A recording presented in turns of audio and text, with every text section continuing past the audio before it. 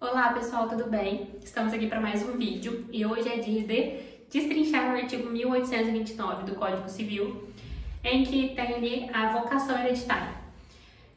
Fazendo um breve resumo, quando uma pessoa falece e deixa bens, por lei, obrigatoriamente, algumas pessoas ali, alguns parentes, herdarão esses bens. Então, mesmo que haja testamento, mesmo que haja algumas outras pessoas que não sejam familiares que vão herdar por conta do testamento, existem herdeiros necessários que obrigatoriamente receberão os bens, receberão a herança no caso, certo?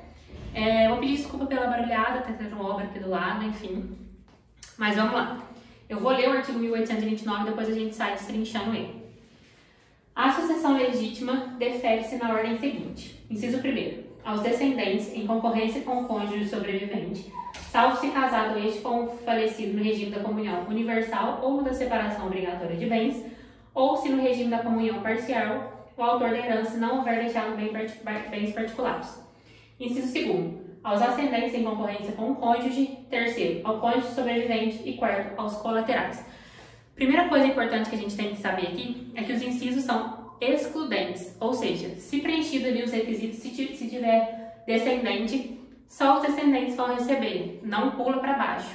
Aí, se eu ver que o falecido ali não deixou nenhum filho, nenhum neto, nenhum descendente, a gente pula para o inciso de baixo e a herança vai para os ascendentes, certo? Então, se tem ali descendente, a gente para no inciso 1º. Agora vamos destrinchar, começando pelo inciso 1º, diz que a sucessão legítima será dos descendentes em concorrência com o cônjuge. O que isso quer dizer? Uma pessoa ali chamada João faleceu e deixou 3 filhos e uma esposa. Em algumas situações, essa herança será dividida tanto para os filhos quanto para a esposa dele. Só que existem algumas exceções. Vamos lá que a gente vai ler e entender. Então, a herança será dos descendentes em concorrência com o cônjuge, salvo se casado este com o falecido no regime de comunhão universal. O que isso quer dizer? Quando o casal se casa pelo regime da comunhão universal de bens, todos os bens, os particulares, se transformam em bens comuns. Então, a esposa sobrevivente, né, o cônjuge susperte, só será meeiro, porque todos os bens são dos dois. Então, ela tem a metade deles e ela não vai ser herdeira. Então, a herança vai ser só dos descendentes. Um exemplo. Tá aqui, o João faleceu e deixou 3 filhos. E deixou também a esposa dele aqui, que vai ser a letra E. Casados em regime da comunhão universal de bens, João tem aqui uma casa no valor de R$100.000 e um carro no valor de R$50.000. Esses são os bens que o João deixou e que vai ser partilhado para os seus herdeiros. Vamos lá, regime da comunhão universal de bens, bens particulares, a esposa é meeira. Então, 50% disso aqui já é da esposa, certo? 50% já é da esposa. Então, R$150.000, que é a totalidade dos bens, a esposa é meeira e tem R$75.000, certo? Tem aqui R$75.000. E aí, os outros herdeiros são os filhos, e os filhos vão herdar os outros 50%, que é só do João. Então, o João tem também R$75.000, que deixou a título de herança, que será partilhado, dividido por 3, que são os 3 filhos. E aí, eu não vou saber fazer a conta certinho, mas será 75.000 dividido por 3. A esposa não herdou, só meou, porque é casado na comunhão universal de bens, certo? Agora, a próxima exceção que o cônjuge não vai concorrer com os descendentes é no caso da separação obrigatória de bens. Na separação obrigatória, o que é meu, o que é seu, e não existe nosso. Só, claro, se for comprovado, o esforço comum, a sociedade de fato, enfim. Mas pra gente entender aqui certinho, os meus bens particulares são meus e a esposa não vai herdar, certo? Somente os descendentes vão herdar. Então, aqui nesse caso seria, se esses dois bens fossem particulares do João, 150 mil seria dividido pelos 3 herdeiros, já que o cônjuge não vai concorrer. Tudo bem? Agora eu vou... Uma frase do inciso primeiro é a seguinte: salvo ser, né, o autor no regime da comunhão parcial, o autor da herança não houver deixado bens particulares. O que significa isso? A e B se casaram, certo? Porém, antes do casamento, aqui, ó, antes do casamento, A já tinha 100 mil reais de um imóvel dele aqui, casinha, 100 mil reais, e B tinha um outro imóvel de 70 mil reais. Esses dois aqui são bens particulares dos dois, certo? Na comunhão parcial, só vai comunicar os bens adquiridos na constância do casamento. Então, enquanto estavam casados aqui, eles adquiriram mais, não sei, somando todos os bens, eles têm 300 mil reais. Então, aqui, o A faleceu, eles juntos tinham 300 mil reais e também tinham 2 filhos. Como que vai ficar a sucessão nesse caso?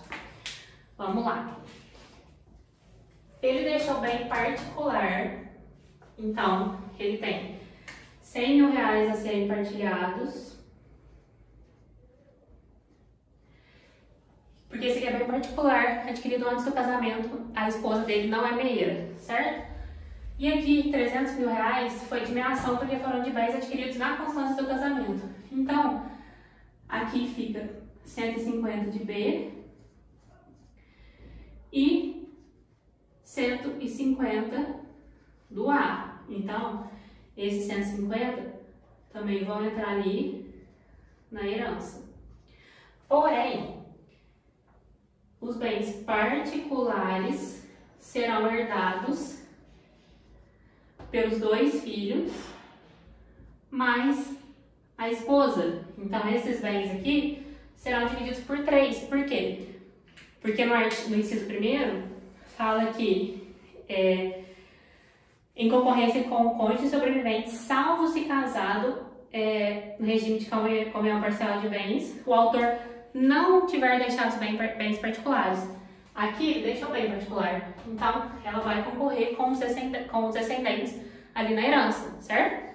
Agora isso aqui, que foi da meação, somente os filhos têm direito, porque são bens comuns ali. Então já é 50% da esposa e os outros 50% serão partilhados aí para os filhos, certo?